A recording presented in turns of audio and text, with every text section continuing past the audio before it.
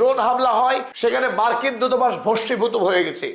গোটা মধ্যপ্রাচ্য জুড়ে এই মুহূর্তে ইরান একাধিক দূতাবাসে হামলা ইতিমধ্যে চালিয়েছে, বা বাকিগুলো রেড লাইন, যে কোনো সময় হামলা চালাতে পারে। কারণ এই দূতাবাসগুলি মধ্যপ্রাচ্যে জায়নবাদ এবং আমেরিকার সিআইএ এর সদর দপ্তর। তারা গোটা মধ্যপ্রাচ্যে জায়নবাদকে ছড়িয়ে দেওয়া এবং ইসরায়েলের কর্তৃত্ব বৃদ্ধি, আমেরিকার আধিপত্যবাদকে প্রতিষ্ঠার ক্ষেত্রে এই দূতাবাসগুলো গুরুত্বপূর্ণ ভূমিকা পালন করে।